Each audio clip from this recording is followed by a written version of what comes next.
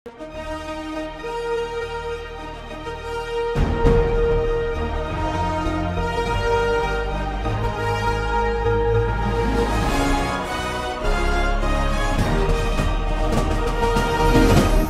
பார்த்து கொண்டிருப்பது உங்கள் ஜாஷ்வா டிவி.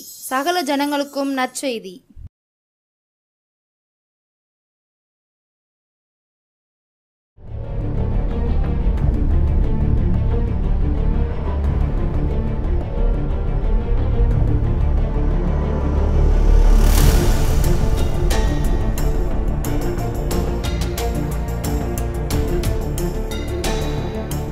கர்த்தருடைய பரிசுத்த நாமத்துக்கு ஸ்தோத்திரம் உண்டாவதாக. இந்த நாளிலும் மீண்டுமாய் உங்களை சந்திப்பதில் மகிழ்ச்சி அடைகிறேன். இந்த நாளின் தியானத்திற்கு முன்பாக தலைகளை தாழ்த்தி ஜெபம் பண்ணுவோம். அற்புதமாய் என்னை நீர் நடத்தி செல்வீரே, அதிசயங்கள் அனுதினமும் காண செய்வீரே. அற்புதமாய் என்னை நீர் நடத்தி செல்வீரே, அதிசயங்கள் அனுதினமும் காண செய்வீரே. நிச்சயமாய் வழி நடத்தும் நித்திய தேவன், நிச்சயமாய் வழி நடத்தும் நித்திய தேவன், நிரந்தரமாய் என்னில் தங்கி வசித்திடும் நாதன், நிரந்தரமாய் என்னில் தங்கி வசித்திடும் நாதன். அற்புதமாய் என்னை நீ நடத்தி செல்வீரே, அதிசயங்கள் அனுதினமும் காண செய்வீரே. நன்றி இயேசப்பா, அற்புதமாய் அதிசயமாய் எங்களை நடத்தி செல்கிற அன்பு தகப்பனே, எம்மை குறித்து தியானிக்க நீர் தந்த வேலைக்காக உமக்கு நன்றி செலுத்துகிறோம். இந்த நாளிலும் எங்களோடு நீர் பேசும், வெளிப்படும். ஆண்டவரே, உம்முடைய நாமத்தை நீர் மகிமைப்படுத்தும். இயேசுவின் இன்ப நாமத்தில் ஜெபிக்கிறோம் நல்ல பிதாவே, ஆமேன். இந்த நாளிலும் நாம் தியானிக்கும்படி தெரிந்து கொண்ட வேத வசனம் சங்கீதங்களின் புத்தகம் 126வது சங்கீதம் 2வது வசனம். சங்கீதம் 126 2, 3. அப்பொழுது நம்முடைய வாய் நகைப்பினாலும் நம்முடைய நாவு ஆனந்த சத்தத்தினாலும் நிறைந்திருந்தது.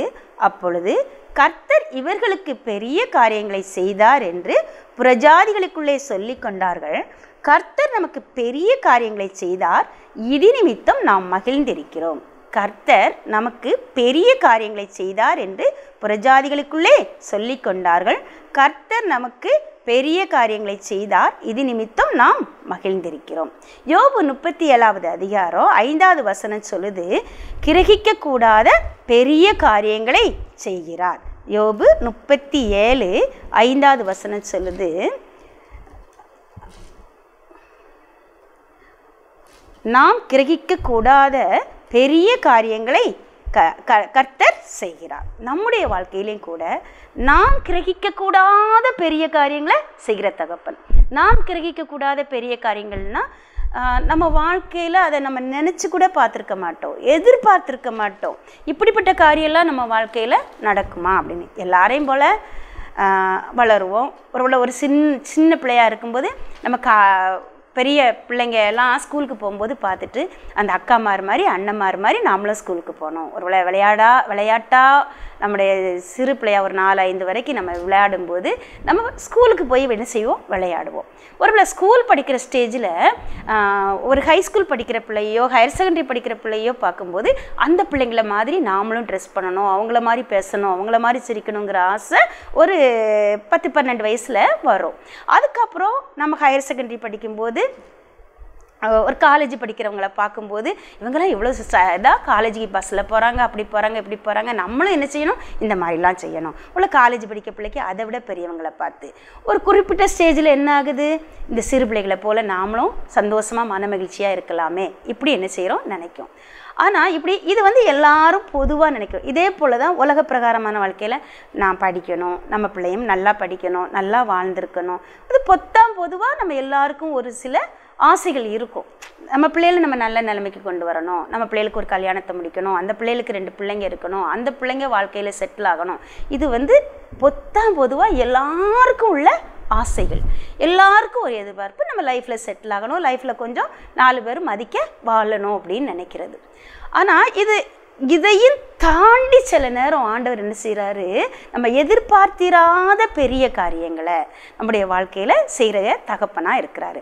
அப்படி செய்யும்போது தான் அவர் சொல்கிறார், நாம் கிரகிக்கக்கூடாத, நம்மளால் இது நம்ம வாழ்க்கையில் இது கிரகிச்சுக்கிட கூட முடியாது, நம்ம எப்படி இந்த நிலைமைக்கு வந்தோம். இது அதனால தான் சில காரியங்களை சொல்லுவோம். நாங்கள் அந்த இதிலே சொல்கிற சியோனின் சிறையிருப்பை வசனம் சொல்லுது. சங்கீதம் 126:1 சொல்லுது, சியோனின் சிறையிருப்பை கர்த்தர் திருப்பும் போது சொப்பனம் காண்கிறவர்கள் போல் இருந்தோம்.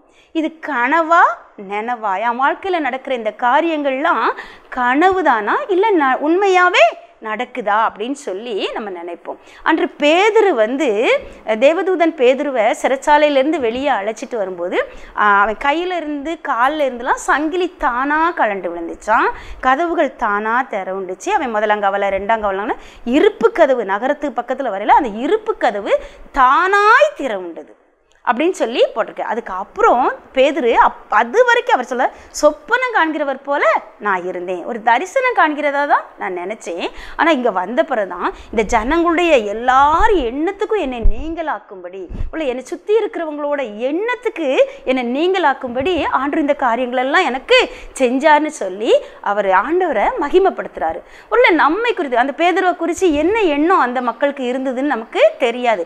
அது ஒருவேளை அவரை தவறான எண்ணங்கள், மாறுபாடான எண்ணங்கள் கூட அந்த சமுதாயத்தில் பேசப்பட்டிருக்கும், சுற்றி இருந்தவங்களால பேசப்பட்டிருக்கும். எதை எடுத்தாலும் முந்திக்கிட்டு பேசுகிறவன், எதை எடுத்தாலும் முந்திக்கிட்டு செய்கிறவன் உள்ள சீசர்கள் கூட சொல்லியிருப்பாங்க. முந்தி பேசுவார், முந்தி செய்வார், வலைக்கு முந்தி கல்லை போடுற மாதிரி தான் பேதுருவோட காரியங்களை பார்த்தோன்னு சொன்னால் நிறைய காரியத்தில் ஆண்டவர்கிட்டே அவர் முந்திக்கிட்டு பேசுவார், ஆண்டவருக்கே ஆலோசனை கொடுக்குற மாதிரி பேசுவார், எல்லாம் நமக்கு தெரியும். ஆனால் அவருடைய அந்த முந்தி இறங்குற தைரியம்தான் அவன் அப்போஸ்தலனுக்கு முதல்வனாகவும் மாற்றினதுங்கிறதையும் நம்ம என்ன செய்யணும், மறந்து போயிடக்கூடாது. பாருங்கள், அந்த படகுல 11 அப்போஸ்தலரும் இருந்தாங்க.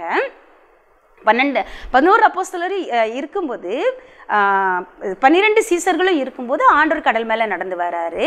அப்போ எல்லாரும் பயப்படும் போது இந்த பேதுரு ஆண்டவர் தைரியப்படுத்துறாரு, நான் தான் பயப்படாதங்கன்னு.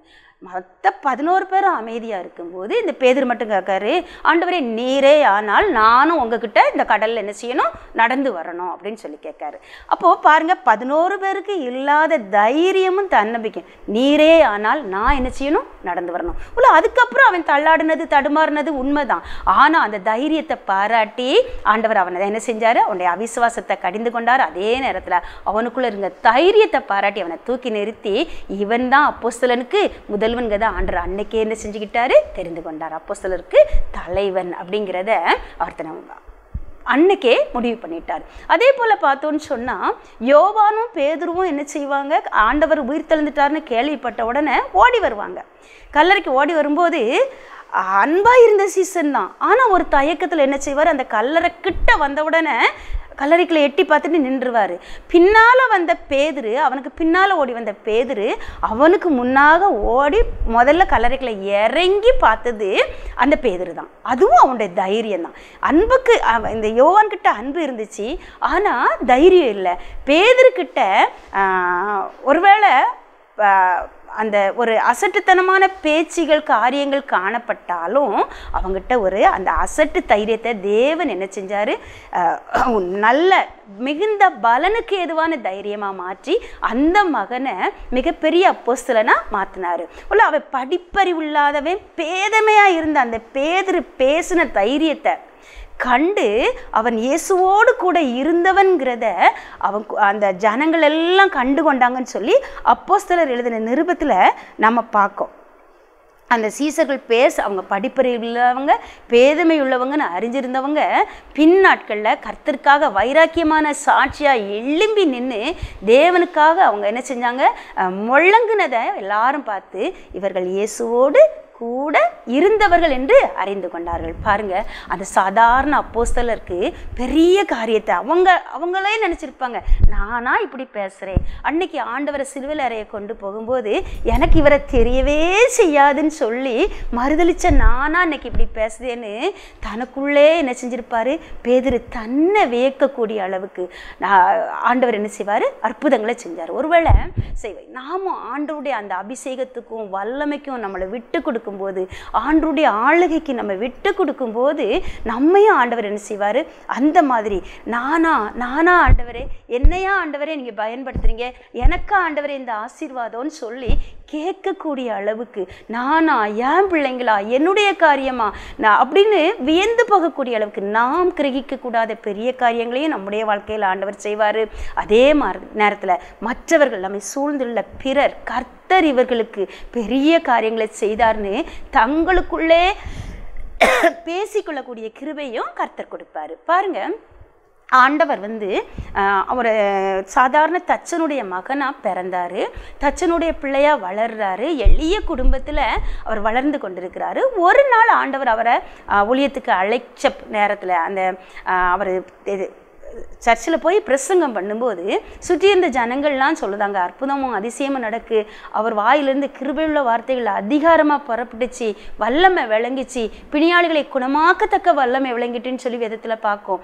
அப்படிலாம் அவர் செய்கிறத பார்க்கும்போது சுற்றி இருந்த ஜனங்கள், இவன் யார், நாசரத்தூர்லேருந்து வந்தவன் தானே, தச்சனுடைய குமாரன் தானே அப்படின்னு சொல்லி ஆச்சரியப்படக்கூடிய அளவுக்கு இவனுக்குள்ளே இந்த பலத்த செய்கையும் வல்லமை எங்கே இருந்து வந்துச்சு அப்படின்னு சொல்லி கேட்கக்கூடிய அளவுக்கு ஆண்டவர் அற்புதமான காரியங்களை செய்து தேவனுடைய நாமத்தை மகிமைப்படுத்தினார்.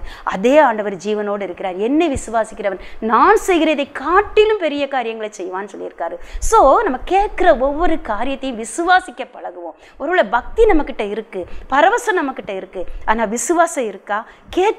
கேட்குறத விசுவாசிக்கிற கூட அளவுக்கு நம்மக்கிட்ட. நான் அநேக நேரத்தில் எனக்குள்ளே நொந்து போகிற காரியம் என்ன அப்படின்னு சொன்னால், சிலர்கிட்ட பேசும்போது, ஊழியக்காரங்கிட்டையும் பேசியிருக்கேன், விசுவாசிகள்கிட்டையும் பேசியிருக்கேன், சாட்சிகளை பகிர்ந்து கொள்ளும் போது அவங்களால, ஒரு பிரஜாதிகளால் விசுவாசிக்க முடியாதது அது பலவீனருடைய பலவீனங்களை நம்ம குற்றமாக தீர்க்க முடியாது, அவங்களுடைய மன ஐயங்களை நம்ம குற்றமாக தீர்க்க முடியாது. எப்படி சமாரியா ஸ்திரீக்கு ஆண்டவர் பொறுமையாக தன்னை வெளிப்படுத்தினாரோ, அவள் கேட்ட கேள்விக்கு அவள் சாதாரண ஆள்கிட்ட பேசுனது மாதிரி லோக்கல் லாங்குவேஜில் ரொம்ப அவள் பேசின காரியங்களை நம்ம யதார்த்தமாக சிந்திச்சு பார்த்தோம்னா ஆண்டவரும் அந்த சமாரியா ஸ்திரியும் அவ்வளோ யதார்த்தமாக பேசுவாங்க. அப்படி பேசி தன்னை ஆண்டவர் சமாரியா ஸ்திரிக்கு வெளிப்படுத்தினாங்க.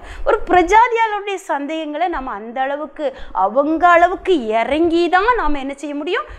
தீர்க்க முடியும். ஆனால் விசுவாசிகள்னு சொல்கிறவங்க, தன்னை ஆண்டவருக்காக வைராக்கியமான சாட்சின்னு சொல்கிறவங்க, ஆண்டவருக்காக பிரகாசிக்கிற ஊழியக்காரங்கன்னு சொல்கிறவங்களால கூட சில நேரங்களில் அவருடைய அற்புதங்களை, ஆச்சரியங்களை, அவருடைய மகிமைகளை, அவர் நம்முடைய வாழ்க்கையில் செய்கிற கிரகிக்கக்கூடாத காரியங்களை ஏற்றுக்கொள்ள முடியலை, நம்ப முடியலை. கோலியாத்தை ஒரு தாவீது ஜெயிச்சான். அந்த சாதாரண ஆடு மேய்க்கிற தாவீதை ஆண்டவர் அரசனா மாத்தினாரு. இதை நம்ம ஒவ்வொரு நாளும் பிரசங்கிக்கும், ஒவ்வொரு நாளும் கேட்டுட்டு அந்த நேரம் அல்லேலூயா ஆமென்னு சொல்லிட்டு எங்களையும் இப்படி செய்யுங்க ஏசப்பான்னு வந்துட்டு அதை மறந்துடுதோமோ, விசுவாசிக்கலையோ, ஏதோ ஒன்று. ஆனால் யாரோ ஒருத்தருக்கு ஆண்டவர் அந்த அற்புதத்தை செய்யும்போது, அப்படியே செய்யும்போது, ஏன் ஒரு கல்லினாலும் ஒரு கவனினாலும் அவன் அந்த ராட்சதனை மேற்கொண்டான். அந்த எந்த ஒரு குறுக்கு வழியையும் தேடாமல் சிங்காசனத்துக்கு ஆண்டவர் என்ன செஞ்சார்? அவனை உயர்த்தினார். இதெல்லாம் பிரசங்கிக்கிற நாம, இதெல்லாம் பிரசங்கமாக கேட்கிற நாம ஆண்டவர் செய்வாருங்கிறத விசுவாசிக்க முடியாததுனால தான் நிறைய நேரம் என்ன செய்ய மாட்டோம்? பிரசங்கிக்கும், கேட்கும், மறந்துடுதோம், 10-11 வாழ்தோம். ஆனால் யார் ஒருத்தன் கேட்கிற விசுவாசம் கேள்வினாலே வரும், கேள்வி தேவனுடைய வசனத்தினால வரும். பிரசங்கிக்கிறவன் இல்லாவிட்டால் எப்படி கேள்விப்படுவார்கள்? ஸோ நம்ம பிரசங்கம் பண்ணவும் வேணும், பிரசங்கத்தை கேட்கதை விசுவாசிக்கவும் செய்யணும். கண்டு விசுவாசிக்கிறவரை காட்டிலும் காணாமல் விசுவாசிக்கிறவன் பாக்கியவான் ஆண்டு சொல்லிட்டாரு. நாமோ தரிசித்து நடுவாமல் விசுவாசித்து நடக்கிறோம். அப்படி நடக்கும்போது இந்த அற்புதமான ஆச்சரியமான காரியங்களை, கிரகிக்கக்கூடாத காரியங்களை கர்த்தர் நம்முடைய வாழ்க்கையில் செய்ய அவர் வல்லமை உள்ளவராக இருக்கிறார். அப்போ மரியாதை போல நம்ம பாடலாம், வல்லமையுடையவர் மகிமையானவைகளை எனக்கு செய்தார் அப்படின்னு சொல்லி நாம் பாடலாம். என்னை பார்த்து என்னை சுற்றி இருக்கிற ஜனங்கள் என்னை குறித்து பேசிக்கொள்ளலாம். அது அவங்க நல்லதாக பேசினாலும் சரி, கெட்டதாக பேசினாலும் சரி. ஆனால் என்னை குறித்து, நம்மை குறித்து, விசுவாசிக்கிறவர்களை குறித்து, அவரை உண்மையாக நம்புகிறவர்களை குறித்து இப்படிப்பட்ட வசனங்கள் வசனிக்க வசனிக்கப்படும். தேவனுடைய நகரமே உன்னை குறித்து மகிமையான வசனங்கள் வசனிக்கப்படுங்கிறது ஒவ்வொரு தேவ பிள்ளைக்கும் ஆண்டவர் கொடுக்கிற வாக்குத்தத்தம். தேவனுடைய நகரமாகிய சீயோனை குறித்து, தேவனுடைய நகரமாகிய அவருடைய பிள்ளைகளை குறித்து மகிமையான விசேஷங்கள் வசனிக்கப்படதான் செய்யும். அது மாறுபாடாகவும் வசனிக்கப்படலாம், நேராகவும் வசனிக்கப்படலாம். மாறுபாடானதுக்கும் நம்ம காது கொடுக்க வேண்டாம், புகழ்ச்சிக்கு மயங்கவும் வேண்டாம், இகழ்ச்சியை கேட்டு தளர்ந்து போகவும் வேண்டாம். ஆனால் நாம் கிரகிக்க கூடாத பெரிய காரியங்களை கர்த்தர் நம்முடைய வாழ்க்கையில செய்வார். பாருங்க, யாரை கொண்டு செய்வார்? 4 குஷ்டரோகிகளை கொண்டு ஒரு தேசத்தையே ரட்சிக்க ஆண்டவர். நம்மால என்ன பிரயோஜனம்னு யாரோ கொடுத்த சாப்பாடை சாப்பிட்டுட்டு சும்மா இருந்த பசிக்கு சாப்பிட்டுட்டு வேலை வந்தா கடவுள்கிட்ட போவோம்னு சொல்லி ஒரு நகரத்துல ஓரத்துல ஒதுக்கப்பட்டவங்களா, ஒண்ணும் இல்லாதவங்களா, இனி நமக்கு எதிர்காலமே இல்லைன்னு இருந்த 4 குஷ்டரோகிகளை கொண்டு ஒரு தேசமே அழியாதபடிக்கு கர்த்தர் என்ன செஞ்சாரு? ரட்சித்தார். நமக்கு தெரியும், 2 ராஜாக்களின் புத்தகத்துல அது இருக்கு. அந்த தேசம், அந்த இஸ்ரவேல் தேசம் அன்று பட்டினியால் ஒரு தாய் இன்னொரு பிள்ளைய தன்னுடைய பிள்ளைகளே சமைச்சு சாப்பிடக்கூடிய அளவுக்கு மோசமான நிலைமையில இருந்த தேசத்தை ரட்சிப்பதற்கு ஆண்டவர் வெறும் 4 குஷ்டரோகிகளை தெரிந்து கொண்டார். அவங்க மூலம் தேசத்துக்கு நற்செய்தி அறிவிக்கப்பட்டுச்சு. தேசம் ஆசீர்வாதத்தை சுதந்திரிச்சு, பட்டினி பஞ்சம் நீங்கிச்சு, மீண்டும் சுபிட்சத்துக்குள்ள மாறிச்சு. அதே போல் ஒரு சமாரிய ஸ்திரீ, அருவறுக்கப்பட்ட சமாரிய ஸ்திரீ, ஜனங்களோட கலந்து நிமிர்ந்து நிற்க முடியாத அளவுக்கு ஒதுக்கப்பட்ட ஒரு ஸ்திரீனால அந்த சமாரிய தேசத்தில் உள்ள அநேகர், அந்த ஸ்திரீயோட ரட்சிப்பு அநேகருக்கு காரணமாக காணப்பட்டது. அந்த சமாரியா ஸ்திரீ சொன்ன சாட்சி நிமித்தம் அநேகர் தேவனிடத்தில் விசுவாசம் உள்ளவர்களாய் ஆனார்கள்னு சொல்லியிருக்கு. ஸோ ஆண்டவர் யாரை, எதை நம்ம அற்பமாக நினைக்கிறோமோ, எது ஆகாதுன்னு நினைக்கிறோமோ, அதவங்களை கொண்டு, அந்த அற்பமானவைகளை கொண்டு பெரிய காரியங்களை செய்கிறவரா இருக்கார். ஒருவேளை இந்த நாட்களில் அவர் நம்முடைய பின்னணியை பார்க்குறவரோ, நம்முடைய குடும்ப உள்ள உலகம் பார்க்குற விதமாக அவர் பார்க்குறல்ல. அவர் சொல்ல, மனுஷன் முகத்தை பார்ப்பான், கர்த்தரோ இருதயத்தை பார்ப்பாரு. அந்த இருதயத்தை பார்க்கிற தேவன், இருதயத்தில் உள்ள வாஞ்சையை அறிந்திருக்கிற தேவன். ஒருவேளை இன்னைக்கு சியோனின் சிறையிருப்பு போல நம்முடைய காரியங்கள் காணப்படலாம். தள்ளப்பட்டவங்களா, ஆகாதவங்களா, ஒதுக்கப்பட்டவங்களா, மற்றவங்களால அற்பமாக எண்ணப்படுறவங்களா, இவங்களால என்ன செய்ய முடியும், இவங்களால இவ்வளோ, இதுக்கு மேலே அவங்களால என்ன செய்ய முடியும், இவ்வளவுதான் அப்படின்னு நினச்சி நம்மளை குறித்து ஒரு மட்டா நினச்சி வச்சிருக்கவங்க முன்னால நம்மை கொண்டு ஆண்டவர் என்ன செய்வார்? நமக்கும் பெரிய காரியங்களை செய்வார், தேசத்துக்கும் பெரிய காரியங்களை செய்வார். ஒரு சின்ன பையன்தான் வச்சிருந்த ஒரு 5 அப்பமும் 2 மீனும். அவனும் அற்பமானவன், அவன்கிட்ட இருந்ததும் அற்பமானது. அந்த அற்பமானவன் கையில் இருந்த அற்பமானதை கொண்டு 5000 புருஷருக்கும் மேலான திரளான ஜனங்களை போஷிக்க ஆண்டவர் அந்த சிறுவனையும், அந்த சிறுவன் கை 5 அப்பம் 2 மீனையும் தான் ஆண்டவர் என்ன செஞ்சார்? முன்குறிச்சிருந்தார். அன்னைக்கு அவர் பெரிய காரியங்களை செஞ்சார். ஒரு பராக்கிரமசாலியான நாகமானுடைய ரட்சிப்புக்கு அந்நிய தேசத்திலேருந்து சிறையாய் கொண்டு போகப்பட்ட ஒரு சிறு அடிமையாகிய ஒரு சிறு பெண் தான் காரணமாக காணப்பட்டா. அவன் எத்தனையோ வைத்தியர்களை பார்த்தோம், எவ்வளவோ செலவழித்தோம், அவன் மகா பராக்கிரமசாலின்னு வேதம் சொல்லுது. ஆனால் அவனுடைய ரட்சிப்பு, அவனுடைய சுகம், அவனுடைய சமாதானம் ஒரு சிறு பெண்ணோட கையில் ஆண்டு கொடுத்திருந்தாரு. அந்த சிறு பெண்ணை கொண்டு மகா பராக்கிரமசாலியாக அவனை ரட்சித்து பெரிய காரியத்தை செய்கிற தகப்பனா இருந்தார். ஒருவேளை தேசத்தில் ஒதுக்குப்புறமா வாழ்ந்த ராகாப்புங்கிற வேசியை கொண்டு தான் இஸ்ரவேலர் எரியோ மதில ஜெயிக்கிறதுக்கு தேவையான ஆரம்ப கட்ட காரியங்களை செய்ய கர்த்தர் அனுக்கிரகம் பண்ணினாரு. அதற்கு அந்த ராகாப்புங்கிற வேசியை தான் ஆண்டவர் பயன்படுத்தினார். அன்று மீதியானியரோ இஸ்ரவேலுக்கு விரோதமாக எழும்பி வந்த சிசேராவை, அவனுடைய அந்த ராஜாக்களை, அந்த 900 இருப்பு ரதங்களெல்லாம் நிர்மூலமாக்க ஆண்டவர் ஒரு பாராக்க எழுப்ப ஒரு தெபோராளுங்கிற ஒரு பெண்ணை தான் தெரிந்து கொண்டார். அதே நேரத்தில் சிசேராவை மடங்கடிக்க யாகேலுங்கிற ஒரு கூடாரத்தில் வாசமாக இருக்கிற பெண்ணை தெரிந்து கொண்டார். உள்ள நம்ம நிறைய நேரம் இவங்க பெண்கள் தானே, இவங்களால என்ன செய்ய முடியும், இவங்க பலவீன பாண்டங்கள் அப்படின்னா, ஆனால் பலவீன பாண்டங்களை கொண்டு மகாபரக்கிரமான காரியங்களை செய்ய ஆண்டவருக்கு முடியும். நம்மையை குறித்து நம்மளால் என்ன முடியும், நம்ம குறிச்சே நம்ம தாழ்வாக நினச்சிக்கிட்டு இருப்போம், தற்பரிதாபமாக நினச்சிருப்போம். ஐயோ இவங்க நம்மளை மதிப்பாங்களா, இவங்க நம்மளை அசட்டை பண்ணுவாங்க, இந்த இடத்துக்கு நான் போக முடியுமா அப்படின்னு சொல்லி. ஆனால் தெபோராளை எதிர்பார்க்காத இடத்துக்கு, யுத்த களத்துக்கு தேவன் அவளை என்ன செஞ்சார், கொண்டு போனார். பாராக் சொல்லிட்டாரு, நீ வந்தால் தான் நான் போவேன். உள்ள பாராக்குகளை எழுப்பக்கூடிய தெபோராள்களாக தேவன் நம்மை மாற்றுவார். சிசேராக்களை மடங்கடிக்கக்கூடிய யாகேல்களாக தேவன் நம்மை முன்குறித்திருக்கிறார். ஸோ நான் வந்து ஒரு பெண், ஒரு பொம்பளை தானே அப்படின்னு சொல்லி நம்மை குறித்து நம்ம அற்பமாக எண்ண வேண்டாம். நம்முடைய நிலைமையை குறித்து நம்ம அற்பமாக எண்ண வேண்டாம். நம்முடைய கையில் இருக்க அற்பமான ஒரு 5 சிறு 2 மீன் மாதிரி கொஞ்சம் நம்மகிட்ட இருக்கலாம். ஆனால் கொஞ்சத்தை கொண்டாலும் அநேகத்தை கொண்டாகிலும் ரட்சிக்க கர்த்தருக்கு தடையில, கழுதையின் தாடை எலும்பை கொண்டு மகா பெரிய ரட்சிப்பை சிம்சோன் கையினால் ஆண்டவர் செய்தார்.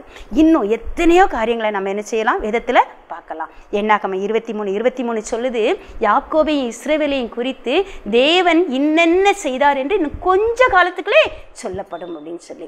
அதே போல் அன்னைக்கு அவங்க இஸ்ரவேலர் தாகத்தோடும் பயத்தோடும் அடிமைத்தனத்திலிருந்து விடுதலையாகி எந்த விதமான ஒரு சோர்ஸும் இல்லாமல் தான் அந்த இடத்துல வந்து வனாந்திரத்தில் ஆண்டவர் கொடுத்த மன்னாவை, கண்மேலே திறந்து ஆண்டவர் கொடுத்த தண்ணியை அவங்க சாப்பிட்டுக்கிட்டு ஒரு உற்சாகமான மனநிலையில் அவங்க இல்லை. ஒரு முறுமுறுப்போடும் சோர்ந்து போன மனநிலையில் இருக்கவங்களை பார்த்து தான் ஆண்டுடைய தீர்க்க தரிசனம் கடந்து வந்துச்சு. யாக்கோபை இஸ்ரவேலையும் குறித்து தேவன் என்னென்ன செய்தார் என்று இன்னும் கொஞ்ச காலத்திலே சொல்லப்படும் சொன்னார்.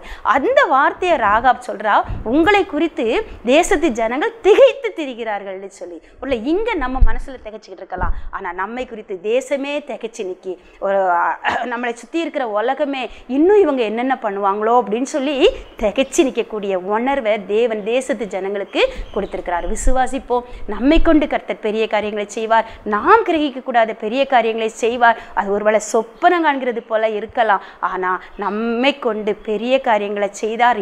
கர்த்தர் இவர்களுக்கு பெரிய காரியங்களை செய்தார், இவர்களை குறித்து பெரிய காரியங்களை செய்தார்னு சொல்லி நம்மை சுற்றி இருக்க ஜனங்கள் அறிந்து கொள்ளவும் பறைசாற்றவும் கர்த்தரிடத்தில் வந்து சேரவும். எப்படி ராகாப் வந்து கர்த்தருடைய சேனையோட குடும்பத்தோடு இணைஞ்சு கொண்டாலோ, அந்த சிறைச்சாலை தலைவன் எப்படி குடும்பத்தோடு வந்து சபையை அந்த ஞானஸ்நானம் எடுத்தாரோ, அதே போல் வரும் நாட்களில் கர்த்தருக்காக நம்ம வைராக்கியமாக நிற்போம். அவர் நம்மை கொண்டு பெரிய காரியங்கள் செய்வாருங்கிறத விசுவாசிப்போம்.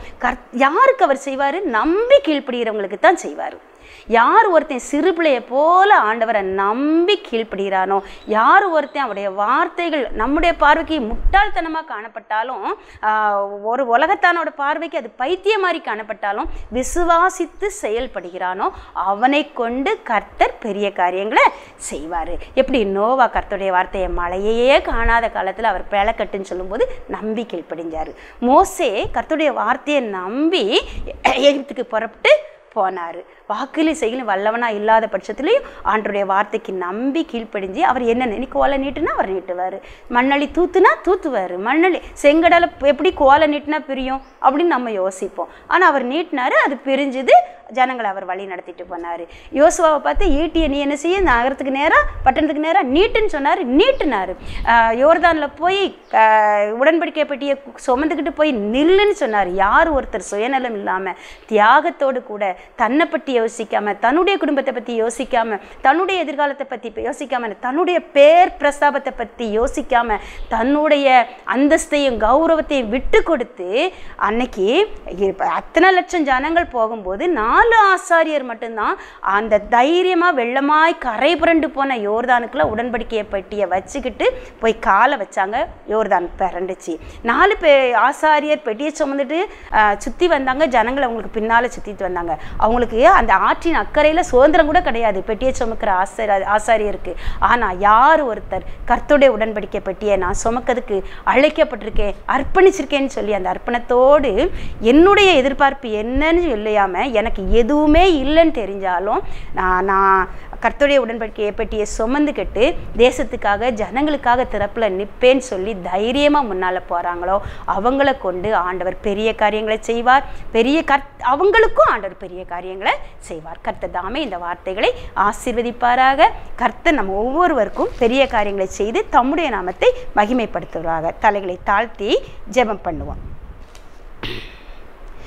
செங்கடலை நீர் பிளந்து உந்தன் ஜனங்களை நடத்தி சென்றீ, செங்கடலை நீர் பிளந்து உந்தன் ஜனங்களை நடத்தி சென்றி.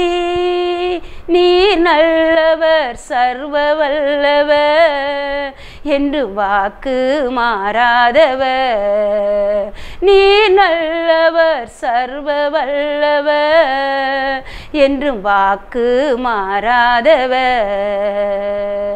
உமக்கொப்பானவர் யார்?